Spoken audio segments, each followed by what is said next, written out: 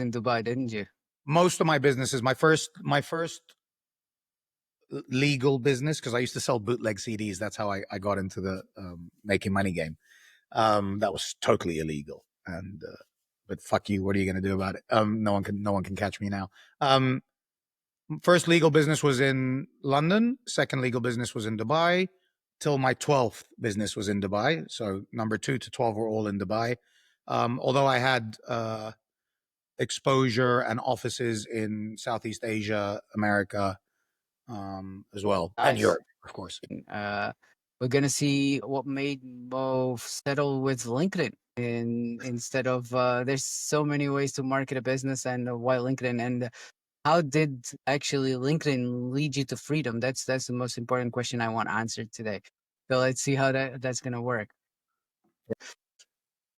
Today, major focus is everything you've learned from all your 12 businesses, and how does that converge onto using LinkedIn for marketing, and how does that give you the freedom that you actually were looking for?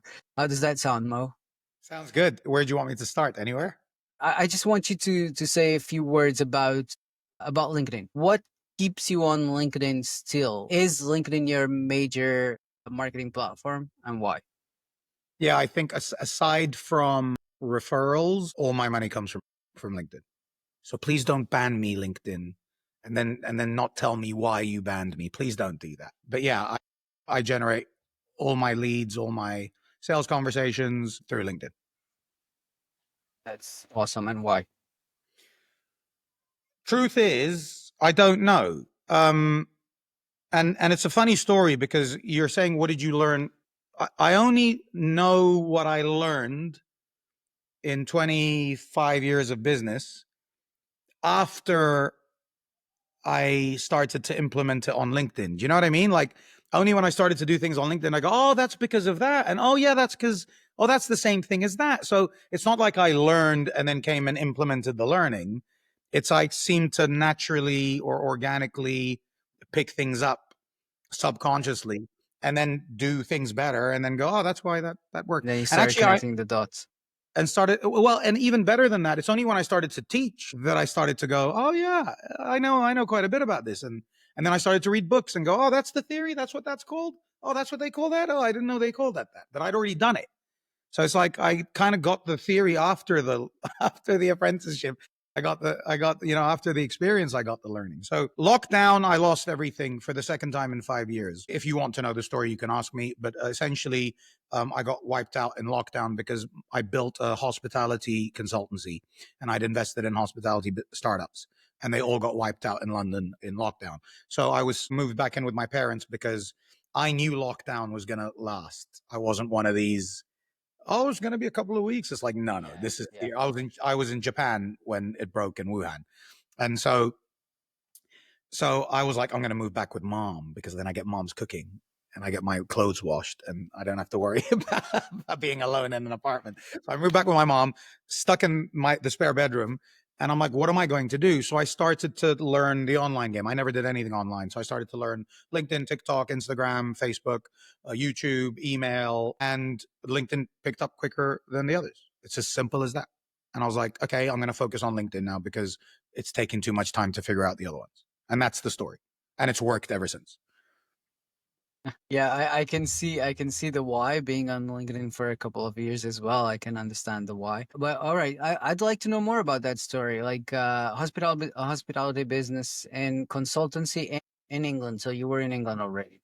So I had an offer, a very clear offer, which was I will help you make more money, guaranteed, more profit in your pocket. And I targeted first time hospitality business owners who'd never run a hospitality business. And they had one venue and they were fully in full ownership of the venue.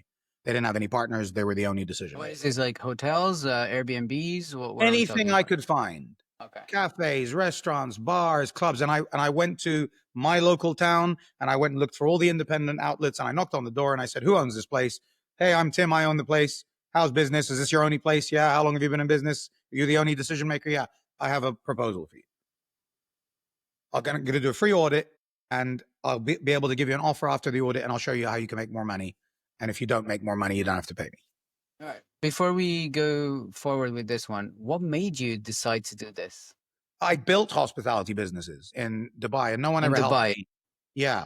And no one ever helped me with them. And I learned a lot and I didn't want to.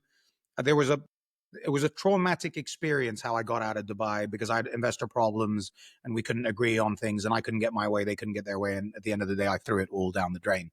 And I was like, I don't want to start another business. I want to help people never have to need an investor again. So Yeah, I the love idea that. was you don't need an investor, you don't need a bank loan, you don't, I'll show you how to make money so you can be truly independent. That's Right. actually how I started to define solopreneurship. I'm sure we'll get into that. But Yeah. so that's why. And I thought it was just really easy. I knew I had the credibility. I could say, look at these businesses that I built. And it was so easy to catch them because they're in the venue. They Yeah. can't ghost me. They can't ignore my DM. They can't ignore my, you know what I mean? I'm like walking into their venue and Yeah. saying, hey, I'm here again. Can we talk? So I found it really easy. And I went, my local town, I didn't want to travel for work. I'm like, I'm just going to walk 10 minutes to the town center and pitch everybody I can. Makes sense. Yeah. And it's Yeah. very easy to spot the problems as well, to audit them just live there. Like that. Because you start to get an eye for things. How come you've done this? And why have you only got one till? And why have you, and how come you haven't got any staff? And I came in and no one said hello to me. And I ordered the food and it came a little bit thing. And you can charge Right. way more for this. The guy down the road's charging. So it's very easy to get into a conversation. Very Yeah. easy. Yeah. Yeah. Yeah. Then, yeah. Then what happened? Well, what happened? We all know what happened. COVID. So I Yeah. built that business based on the idea of I've got an identity that I'm targeting, which is first time hospital. There was some nuance added to that later. They had to have been in business for a year, which means they've signed another lease and they've got over the first bump because most hospitality businesses disappear in year one. They would have had to have at least a year left in their lease so that I didn't start working with them and then suddenly they got kicked out of their venue. And they had to be operationally in charge, not just the owner, because I started to meet owners who didn't do the operations. So Yeah. I looked for owner operators first time with at least a year left on their lease and having survived at least a year's worth of operations. I want to highlight this. This is very important. This is basically qualifying your ideal client. This is really, really important. So listen to what Mo's saying. Yeah. So the first idea was hospitality businesses. And then I started to discover, oh, the owner's in his other space, or this is owned by this group. Go talk to their head office. So I was like, I don't want to deal with that. I want to talk to the decision maker. So then I figured out very quickly that I had to talk to people that owned the business. And so then I thought, what's the easiest way to find who owns the business? Well, I find them in the venue. Yeah, but what if they have another venue? Okay, so I want someone with a single venue because then they're always in the venue. So it was really just logically thinking through what's the best way to find a group of people. And remember, if I walk into your restaurant, let's say, or your cafe, and I say I work with first time hospitality entrepreneurs or business owners who have one venue, it's like when you hear that, you go, oh, that's me. Whereas if I just come in and say I'm a business coach or I'm a business consultant, it's like, yeah, there's a million of those. You know what I mean? So that's Yeah, yeah, niching, right? At the end of the day. yeah. So Absolutely.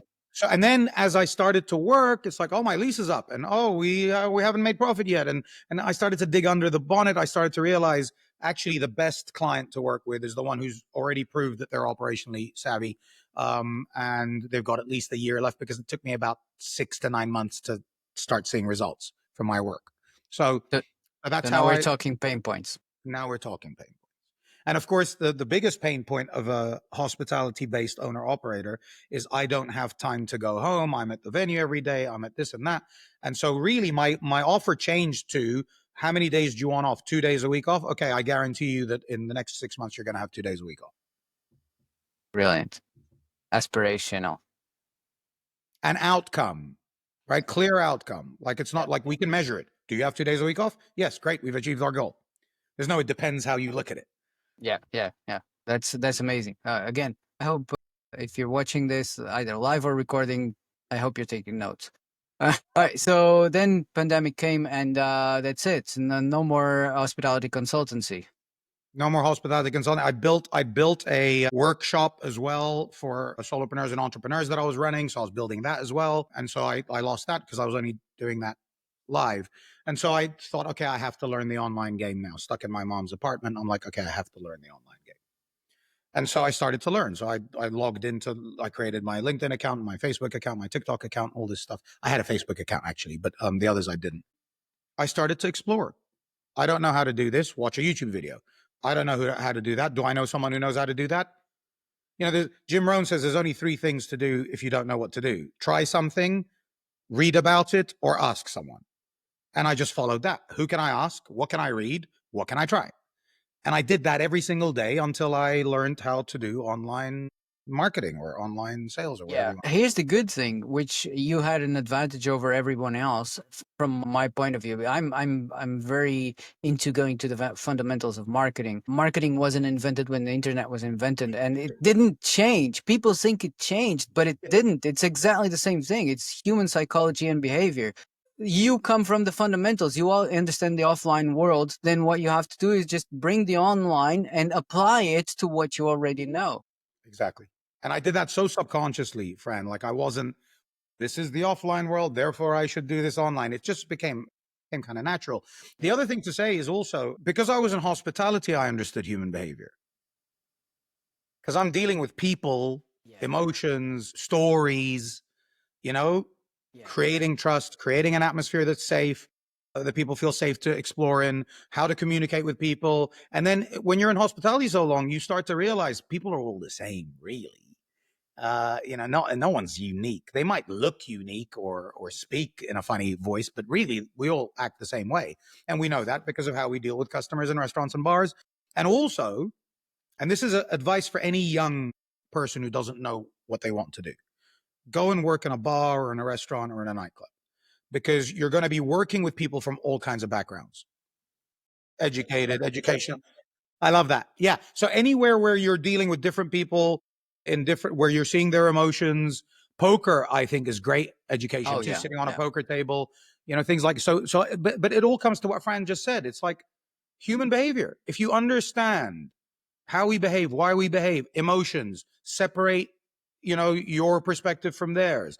Understand that everybody has their own worldview and they are right in their worldview and you are right in your worldview. And most of the time the worldviews clash. I think you can learn that very, very quickly in the right environment. All right. So one thing now, okay, you said that when the pandemic hit, you knew it wasn't going to be how do they call it, the 2 weeks 2 weeks Fortnite. to slow the spread, wasn't it? When Wuhan broke out, I was in Japan and the Japanese freaked out. This was January. And I was like, this is serious. Yeah. And so I was really prepared for it. So I was mentally prepared for it, and I knew or already strategized, like I'm gonna go. I'm gonna learn the online. The opportunity now is to get healthy, become a minimalist, which was on my mind. I wanted to sell everything I owned and to spend time with my parents because I hadn't seen them for a while, and to learn the online game. So I was like, oh my god, I got so much shit to do in lockdown. It was kind of, in a weird way, I was happy lockdown happened. Part of me, because it gave me the opportunity to do things that I had been putting off for so long. All right. So at this point, you don't have a business plan. You're just learning how to do it online, right? I had lost everything. I lost my investment. I lost my income. I was on my way to China. I was supposed to be in China 8th of April, 2020 for a Jamie Oliver project, the British chef. And I was going to be there for 18 months. It was a very well paid project. Uh, Everything covered, great team. And I was so looking forward to that. Gone. Just gone. Yeah.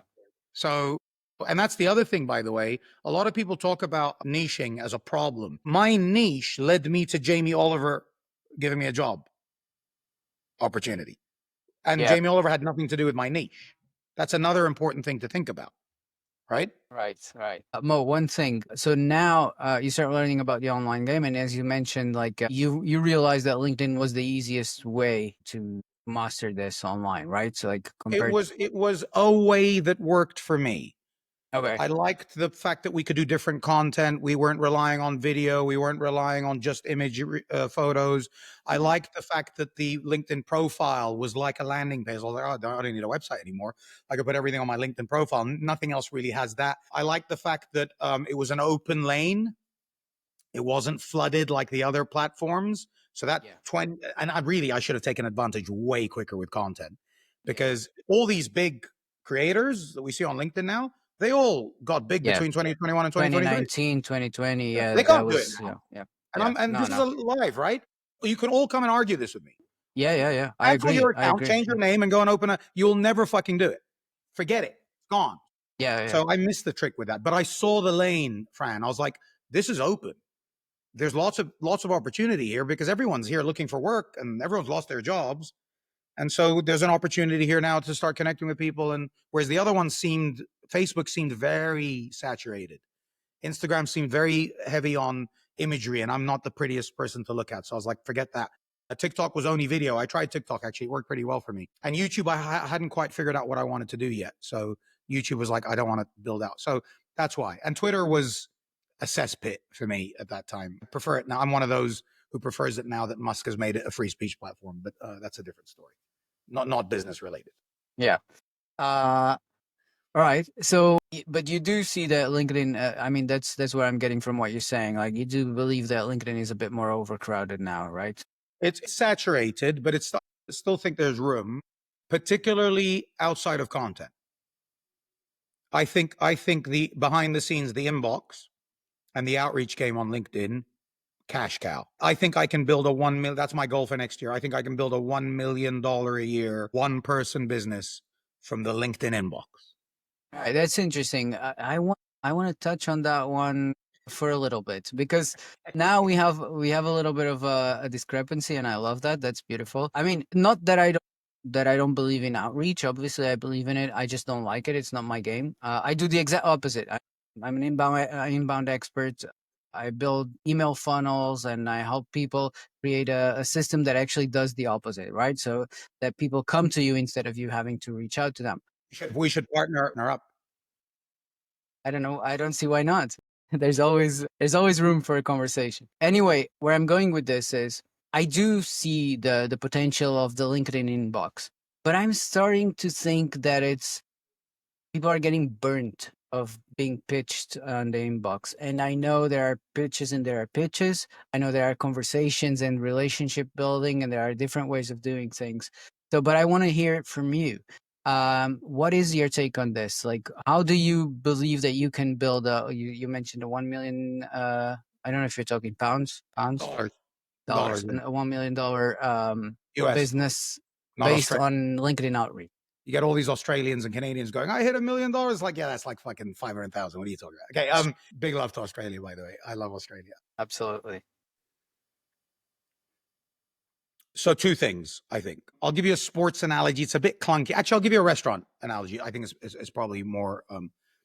We can go high end, fine dining, and serve Spanish food or Italian food, or we can go casual, grab and go Italian food, and they can both make money. Same way, I can go inbound or I can go outbound, outreach, and we can still make money. The trick is in the tactics. The sports analogy that I was going to give, I'll give anyway, is you can play football a number of different ways and still win. You can play defensive, you can play offensive, you can play expansive, but everything has to fit that strategy. Where people fail is where they're trying to do this and they're trying to do that and they're trying to do this and they haven't got this right and they're not doing this properly and they're not consistent enough here. That's where I see people fail. Yeah, I So if love you're that. all in, if you're all like, I always talk about specialty, right? If I become the best steak chef in town, everybody wants to come to my steakhouse. But if I do steak and pizza and chicken and Italian and Spanish, it's like, who wants? No one knows what you do and who you are, and you can't even maintain the quality that way. You just can't, right? So I think that's the first thing to say about it. Doesn't matter how we catch our fish, whether we put a big net in the lake and catch the fish overnight, or whether we go and catch them one by one. I don't think it matters, but get really good at that. I 100% agree. I actually especially see that in marketing a lot because I mean, in essence, I'm a marketing strategist. Don't position myself as a marketing strategist because nobody hires marketing strategy, right? But it's what you're saying. But you need a strategy to know what line to follow, right? But nobody goes after, oh, I definitely need marketing strategy. Nobody thinks like this, right? So that's why, for me, the basis of very good marketing is is a good email marketing system. So Yes. that's why I start there, and then I do I the love that. rest. I love so and by the way, we're all multifaceted. Like Yeah, I'm gonna if you pay me, I'm going to bring everything I know about personal development, human behavior, marketing, sales, finance, productivity. I'm gonna bring that all, but you can't sell all of that. It's exactly, the same, exactly. the steakhouse has a chicken dish or a vegetarian dish on the menu, but they don't talk about that. They talk Yeah, about the best steak in town. yeah, And the and second thing I wanted to say, because it's a very important point about people getting burnt. I look for people that are in the shopping mall. No one goes to the shopping mall and then says, why are there so many shops here? Why are all these shops here trying to sell things? You're in the mall. So what I do on LinkedIn is I look for the people that are on LinkedIn looking for solutions. I don't look for the people that are not looking for solutions. And there are so many signs of this. yeah, that's Based on beautiful. what they're doing, I think that's what most people are missing with their outreach strategy, because they just go and pitch everyone and their moms. everyone, So everyone. that's the problem. If you do your research beforehand, and now we're dividing, like, there's a marketing concept for this. Obviously, it's the difference between warm, cold, and Hot. audiences, right? Hot, cold, and warm. Yeah, thanks. So a cold audience has no idea of the problem they have, right? Then the warm audience knows they have a problem, they don't know the solution. And the hot audience, they know they have a solution. They know there's a solution. They just need to understand that you could be their solution, right? Yes. So that you go to those already looking for a solution. Yes. And even there's tactics. You talked about human behavior at the beginning, right? Mhm. So again, let's say I walk into a shop and I know I'm not going to buy anything. I walk into a shop and you know you're not going to buy anything. Sometimes I get annoyed if someone comes and I say, look, I'm just looking. Like, but why am I annoyed? I walked into the shop. Yeah. Like, why am I getting annoyed with him? Because I'm like, I don't want to buy anything. How does he know that? And in retail, I started in retail actually in my first business. We smile, we acknowledge, we might compliment, I like your shirt and welcome to the store. And then we might wait a bit and then we might say, is there anything I can help you with? And you would say yes or no. I'm just looking. Okay, great. He told me he's just looking. I'm going to back off now. What happens on the LinkedIn inbox? I'm not interested. Yeah, but blah, blah, blah, blah. I'm not interested. Yeah, but da, da, da, da, da. Hello? Yeah. I'm not interested. Yeah. Yeah. Yeah. And that's the other problem. And I don't know if it's automated. I don't know if it's, I have no idea. Sometimes you can tell, but sometimes you can't. But look, if I like being pitched because I learn, I encourage the pitch. In fact, when people send me inbound requests, the first message I send them is, thanks for sending out a connection. If you have something that you think can help me, let me know about it. Because I don't want to sit there and listen to or I might sit back and see how they, especially if it's an obvious incoming pitch, I'll see how they do it. And I like this. And I tell you why I like doing this, because 99% of people don't know what the fuck they're doing. And it's like winning. And the 1% that know, I learn from them. Yeah. Yeah. That's a good point. Yeah. Yeah, that's beautiful. So basically, your LinkedIn strategy is, but you do content, and I've seen that, and you have video content, text content, carousels. I actually saw Everything. that you have a fun Pokemon carousel. Pokemo. That's the Oh, Pokemo character. Yeah. yeah, yeah, yeah. Sorry. Uh, so how does your content strategy fit in when it, like, how does it connect with your outreach strategy? So there's three reasons why I created content. Number one, I want to be heard. I have this desire to be heard. I have things I want to say and I want people to listen. And that was the first reason is ego. You can call it ego, but it's genuinely, I have some ideas that I'd like to share. The second thing is I wanted to find a way to communicate. I wanted to be better at communicating. So I wanted to learn how to say things, use metaphors like these restaurant metaphors I'm giving you now. How do I use the right metaphor? How do I use the right language? How do I simplify it so anyone can understand? So that was the second reason I did it. And the third reason I did it was to grow my audience and get more connections and more followers. I didn't think about money at the time. I just thought about those. And if I get those three things right, I'll get rewarded somehow financially. What ended up happening was when people engage on my content, that for me is the warm lead. For me, a cold lead is I find someone and I send them a connection Yeah. request. A warm lead, someone who's engaged or viewed my profile, engaged with my content, liked my content, followed me, signed up for my masterclass or Yeah, my on LinkedIn Live. LinkedIn, yeah, that's it. And so, but it's still outreach. It's very rare, and maybe this is because I'm shit at doing this, but it's very rare that someone says, "Hey Mo, saw your post. Here's my credit card." It just doesn't happen with me. So Doesn't happen instead, with anyone. maybe I don't know. Some people claim that, oh, I made a post and I got 16,000 inbound leads, and it's like, yeah, fucking, like, Yeah, arguably, when there was no one posting on LinkedIn and you were actively, where you mentioned like there's people who are already actively looking for a solution. And back in 2019, 2020, when LinkedIn was completely empty, if you were looking for someone to help you grow your LinkedIn account, then the guy who's actually claiming to, who you see that has like a bunch of engagement and who's claiming to, now everybody does that. I mean, you join an engagement pod and you do the same, like, so yeah, I would say that it doesn't happen anymore like that because fair. LinkedIn has joined. I don't know, Fran, because I don't run anyone's LinkedIn accounts. But let's just say I'm just shit at it. Okay, whatever it is that. All right, So if let's someone go with that. engages with my post, I know that that's a warm lead.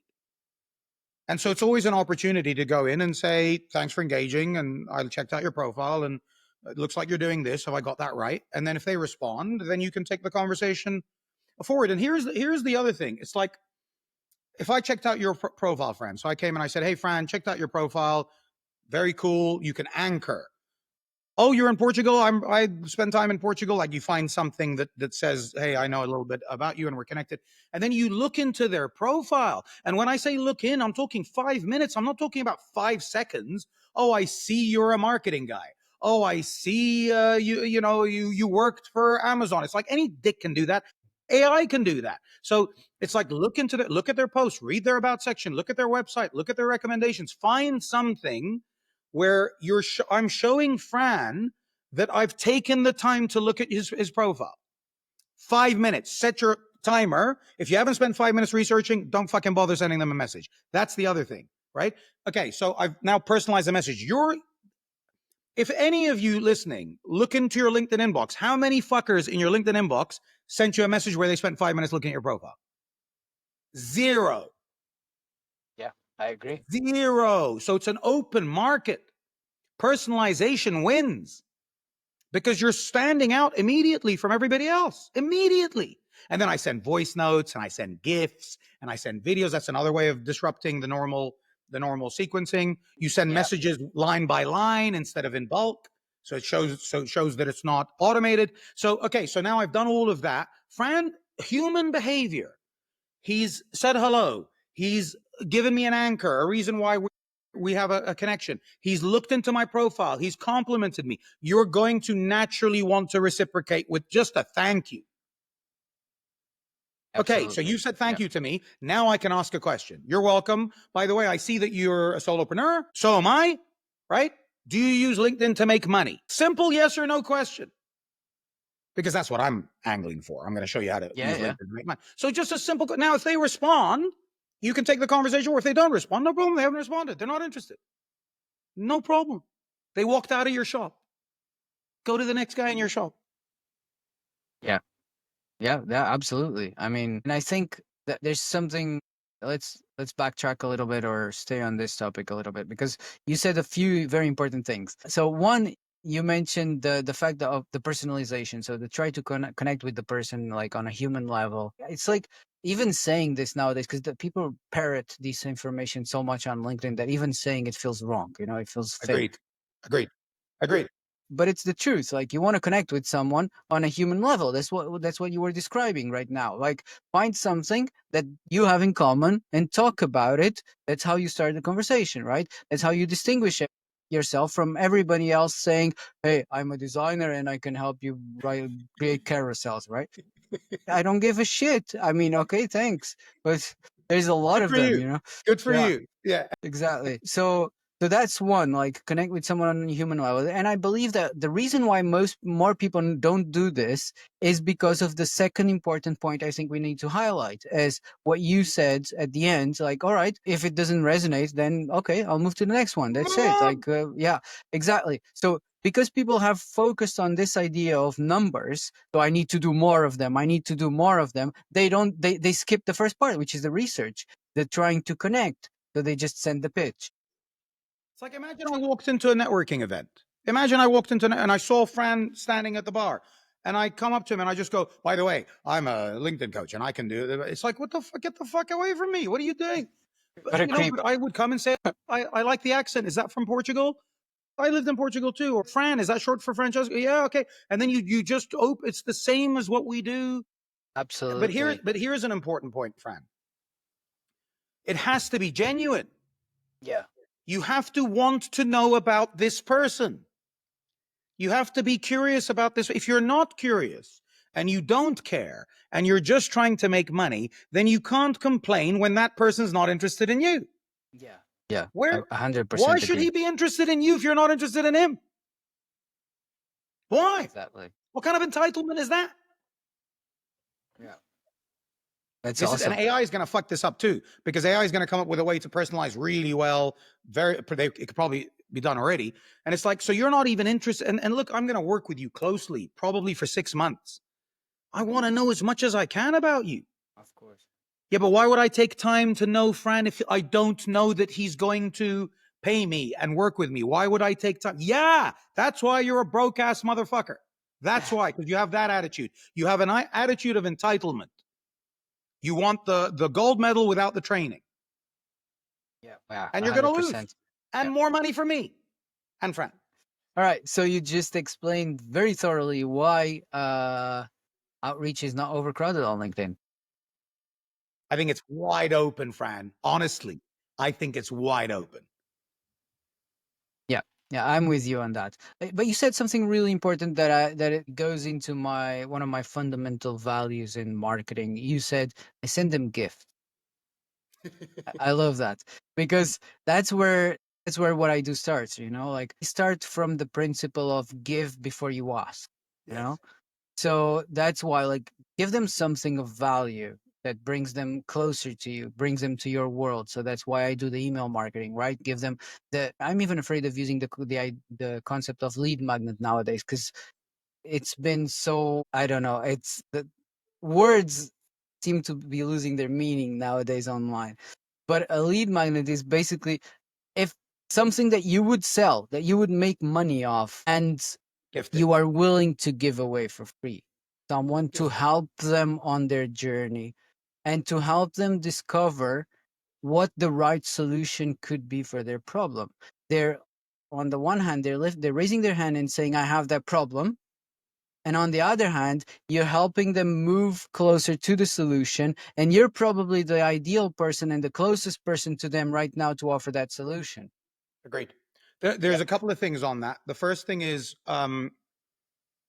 if they don't engage with me, then I'm not going to give them a gift. That's a bit like trying to speak to a girl at the bar and she's completely ignoring you, and then you go buy her a drink. It's like, Oh, what yeah. are you Yeah. doing? That's just creepy. So when they engage with me, if they say to me, there's a problem, I might be able to help them. I might even just send them a post and say, I wrote a post about that, actually. Here you go. Or here's a link to my video. Or Matt Lakayev does this really, really well for those who know him. He does a YouTube video explaining how to solve the problem, puts it on his YouTube channel, sends it to that person, and then he sends it to anybody else that has that problem. So he's created one video that he can send multiple times. Just a simple. Now, I used to get a lot of, hey, Mo, I checked out your website, basically, and it sucks. And so I've rewritten the landing page copy. Would you like it? It's like, first of all, I don't even know who you are. And you're sending me usually a chat GPT fucking. And you're saying your website sucks. And you're basically saying your website sucks. And I didn't even tell you I gave a shit about my website. Like, how do you know I even give a shit about? And so this is the numbers game that we were talking about. It's like, I'm just going to keep throwing shit at. So again, it comes to the principles of human behavior. I worked in advertising for advertising companies, not as an Yeah. Yeah. advertiser. Two big ones, Mehmet Ogilvy in Dubai and Matt in New York. And they have a simple philosophy. Everybody who buys needs to feel seen, safe, and stimulated. So if you think about, it's the easiest way to break down human behavior. How do you make someone feel seen? You acknowledge their presence. I like your shirt. Nice name. Nice accent. Thanks for dropping by. Thanks for your connection. Thanks for saying hello. Thanks for welcome to my network. Anything that acknowledges them. Like when you walk into a store and they simple nod and a smile. You're happy. They saw me. Right. Okay. So you have to make them feel seen. Then safe. How do you make them feel safe? You show them that you understand their world, that you recognize something about them, or that you understand what they're looking for, or that you, right? That's what makes me feel safe. Oh, Fran gets it. Yeah, he gets it. He gets it. Yeah, he knows what, you know? And then the stimulation is through questions where you get them to think about their challenge. Everyone has challenges, what their challenges are and how they're solving them, and how they might think about it. That's all we have to do is do that. And so these guys are coming straight for the stimulation. Hey, fuckface, your website sucks. Here's a fucking solution. It's like, I didn't ask you for that. I don't even know who you are. Yeah. And so that's, I think, the biggest problem people make in outreach when they're trying to give gifts away. I agree. I agree. I mean, you used a very important and interesting analogy, which is trying to pick up a girl at the bar. It doesn't matter if it's a girl or a boy. It doesn't matter. But I use that analogy a lot in marketing. There's this marketer, Ryan Dice. I don't know if you're familiar with him. He was the founder of Digital Marketer. He has this comparison between how humans build relationships and how the marketing the customer journey should be mapped out. Yeah. Yes. He actually mapped it out on a napkin, and it's related with the 12 steps of human relationships. Like, and the perfect analogy is the meeting someone at a pub, at a bar. Like, you see someone in a bar, the first thing you do is you look at them, right? If they look back at you, that's the first signal, right? It's the first connection. I've been seen. Yeah. You don't just look at someone, you like the way they look, and you go to them and you say, hey, would you like to come to my house? You're gonna get slapped, right? Or would you like to get married? Which is probably closer to the metaphor. Yeah. To the sale. Yeah, yeah, yeah. Yeah. Yeah. It is. It's So absolutely right. And this is, yeah, you said it right at the top, Fran. You said market. This is not about LinkedIn and online and offline. It's about understanding human behavior, yeah, understanding how to connect at the human level, how to listen, how to have empathy, how to build rapport, yeah. how to build. We learn this from kids. We learn how to say the thing to our mom so that she gives us a bit more chocolate, or get our friend to give us their toy. We learn this from young, Yeah. how to do this shit. That's why I think if a lot of people get lost in there's like a sort of a barrier between the online world and the offline world. And if they're able to compare to the offline world, they will realize how ridiculous what they're trying to do is, you know? Ridiculous. Well, it's the same as, when people trash talk on the internet. It's like I'm 100% sure that if you meet that guy in the bar, Oh, he's yeah. absolutely friendly and normal, and there's nothing wrong. But they come onto keyboard warriors, they call them, right? They're hiding behind their keyboard and no one knows who they are, and they have an avatar, and they start turning into fucking Satan. You know what I mean? Absolutely. Yeah. I mean, Dan Kennedy says something really interesting, and it comes in connection with what I see a lot on LinkedIn. A lot of people say, my LinkedIn business, you listen, you don't have a LinkedIn business. You have a business and you use LinkedIn to market it. So that is a very important distinction, like LinkedIn is just It's like saying my hotel holiday, right? It's not a hotel holiday. It's just a holiday. And yeah. you're in a hotel. Yeah, it's exactly right. Yeah, I mean, LinkedIn is just a platform, and if you give it more importance than this, then you're screwed. Then you're and something. What if something happens? And I think we have a common contact who recently got their LinkedIn accounts suspended, and that And no reason given. yeah, that hurt. That hurt the business like Yeah. crazy. Like it shouldn't, because if you look at LinkedIn only as a platform to distribute, to have a voice, and you own your own channel, like having your email marketing behind it and everything, like use LinkedIn to reach more people, absolutely, but don't depend on it. I will add to that. Having an email list, of course, is important. I got banned from my email list, by the way, Fran. Maybe we need to talk about this. My email provider, I won't, shall I out them? No, fuck them. And I don't Yes, want to give them, do. I don't want to give them free advertising. They were stopping your account. Here's your refund. Why? We're not telling you. What? Yeah, yeah. But here's the thing, Mo. This can happen. They can stop your account from distributing, but they cannot take the list away from you. So you can Whereas always export LinkedIn the can. list Whereas and take LinkedIn it can. somewhere. Yeah, yeah, yeah. Exactly. Fair. That's why we call it as an owned audience, because you own it. You can export that list, bring it I to love another it. provider, and start emailing it. I love it. Same as phone numbers. We collect phone numbers. If anyone wants to book a call with Exactly. me, I ask for your phone number. Yeah. Okay, so that's one part of it, is to have you multi channels or different lists, but also to own, which is what Fran's point is, which is to own your network, own your audience. Great. The other side of it also is learn skills, because if you can't sell and persuade and knock on doors and engage, if you can do that, it doesn't matter even if you don't have an email list. You can do what I did, go door to door on your high street and pitch. Yeah. And that's the other thing. It's like, safeguard your business, yes, but if you don't have the skills, go learn the skills.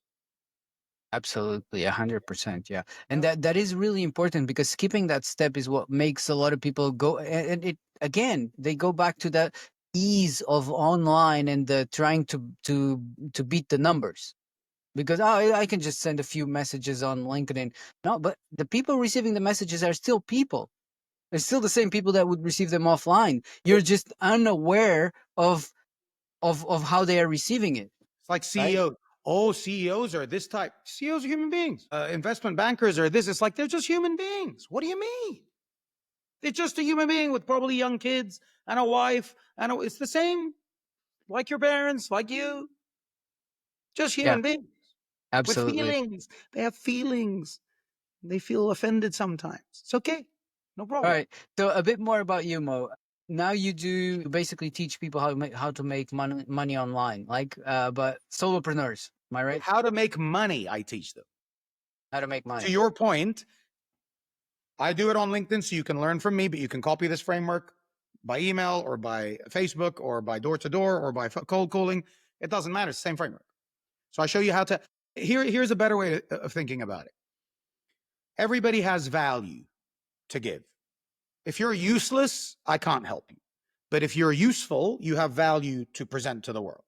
And so my job is to show you how to package that value in a way to get maximum return for it. Right? Yeah. Okay. So then people say to me, well, how do you know what my value is? Okay, there's a simple test. How much are companies willing to pay you? What's the salary you're going to get if you go get a job? $100,000. Okay. That means you're worth at least $300,000 to the company. This is a fact. It's at least 3 times to the company. The way they Mm. Yeah. that's why, people complain about these salary ranges where they say between 50 and 80,000 is the salary. Why are you saying between 50 and 80? Why don't you just give me the salary? Well, because they're trying to figure out your value, because not everyone who applies for the job has the same value, has the same network, has the same skill set, has the same experience. So they're trying to determine that. But they know that it's at 80, they know it's not worth more than that to them. You're not going to bring in more than $240,000 worth of value, so it's not worth it to them.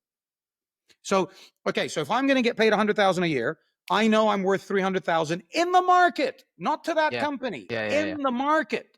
Okay, 40-hour work week. Great. Split your work week. However hours you want to work, half has to go to business development and half has to go to delivery. This whole thing about I'm busy with clients, I don't have time to do my business development, my marketing, and my leads, you're gonna fail. That's like saying I don't have time to sleep or I don't have time to eat. It's like you have to eat, you have to sleep, you have to generate leads and sales conversations. So half your time. So if I get paid 100,000 for 40 hours a week work, and I'm worth 300,000 for 40 hours a week work, but I have to spend half that time selling, half the 300,000. So you're now worth 150,000 as a solopreneur. Fact. Not and by the way, or more, because it could be 3, 4, 5, 6 times, 8 times the value. It's not just three times the minimum.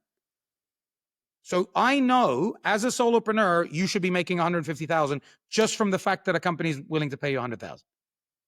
And so my job is to show you how to package your value, your experience, your competence, your skill set, your network, your skills, your abilities, your brand, your personality in a way where you can get that 150,000 from the market. Worth of your value. Yeah. Yeah. Beautiful. I love it. I noticed that you have a live event coming. Do you want to talk about it? I have a live event on it's a while away. It's 20th of August, so just over three Wow. weeks away. But you can find it, how to make $15,000 a month as a solopreneur on LinkedIn. You can find it on LinkedIn events. I can also, I don't know, I can make a comment afterwards on the event page and leave the link in there. That's the best way to understand how I work and who I work with and the results that I got and the framework that I use. A lot of the stuff that we talked about today, I give you the structure to it. So that would be the best way to learn about me the quickest, or follow my content on LinkedIn. And I pretty much share everything on there as well. Or send me a DM. I will reply. All right, so that's brilliant. So basically, we will you'll find in the show notes you'll find Mo's LinkedIn profile, and from there you can reach everything. But I noticed that you have the link to the event in your LinkedIn profile as well, I so they can do. get it from there. I forgot about that. I do. Yeah, there you go. Thanks, Brian. Yeah, so that's it. I think that's it. I just want to say thank you for doing what you do, and thank you for being yourself and just doing it the way you did it. I really appreciate that. I actually have nothing to say about how you've delivered it, which is unusual because I usually have an opinion on everybody's podcast. So I really enjoyed that. And also, If you come up with something, please let me know because I'm always eager to improve. I loved it. I loved it. And what I want to leave everybody with, this one idea. It was ego or pride, whatever you want to call it. I didn't like asking for help. I didn't like doing it. I felt like something was wrong with me if I asked for help. I felt like no one cares about me and no one's going to help me anyway. It's absolutely not true. The minute I started asking for help, I started getting some real results. And it really, really helped me. So ask. If you don't ask, the answer is almost always no. No one's going to just offer up solutions unless they want to rewrite your shitty landing page. No one's going to just offer up solutions for you, right? But ask. There's some amazing people on LinkedIn, amazing people, and you can see what they're about. That's the beauty of it. You don't have to figure it out.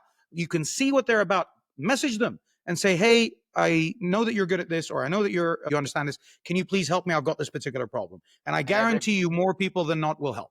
And so ask for help. everybody likes to talk about themselves and what they do. So if you Everybody, and they'll see you as a lead, and they'll think, "Oh, maybe I can make money off them." Great, leverage that. Leverage the fact that they think you're a lead and get the information you want off them. Because I'm telling you, you can find everything that you need on LinkedIn. Great advice. If you want to find the summary of this episode, we always have a written summary, so you can find it on createandearn.com/SM. And in there, you'll also find all the episodes with the summary and the video. Everything's there. So feel free to go visit that. And yeah, thanks a lot for coming, Mo. I mean, this was an absolutely blast of a conversation. I really enjoyed it. Me too. So thanks for joining me, man. Thank you so much, huh?